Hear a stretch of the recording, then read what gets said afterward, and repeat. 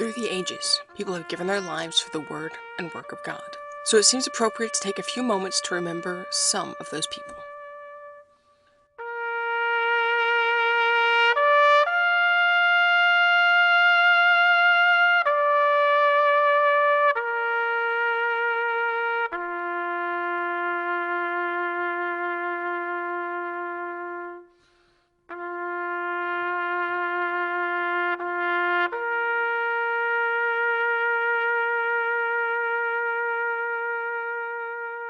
Karen Watson was a Southern Baptist missionary and humanitarian aid worker who served first in Kosovo and El Salvador before landing in Iraq to offer aid to the Iraqi people following the invasion.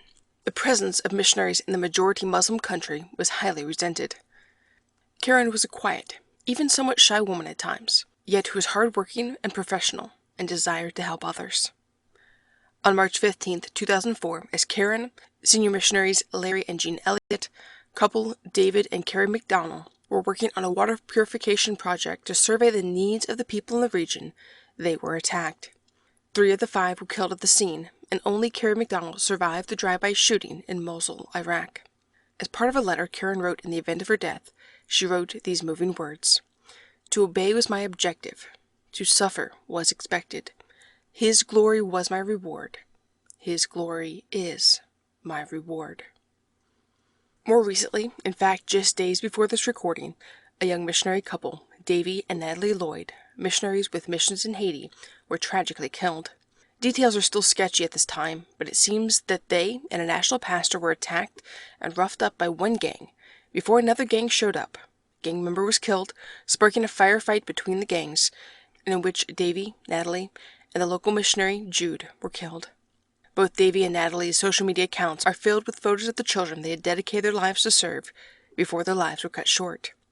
They were 23 and 21. But there are many others who have lost their lives in the service of the Lord. Looking back in Acts 8, we see the first martyr of the church, Stephen. Stephen was not an ordinary, casual believer, but is stated in Acts 6:5 that Stephen was a man full of faith and of the Holy Ghost. Verse 8 repeats that he was a man full of faith, he had power, and that he did great wonders and miracles among the people. From Stephen onward, we find martyrs for the faith. Other names you might be familiar with are William Tyndale, who was martyred for translating the Bible into the English language. John and Betty Stam, American missionaries with the China Inland Mission, were caught up in the Chinese Civil War and were first kidnapped and then killed by communist forces.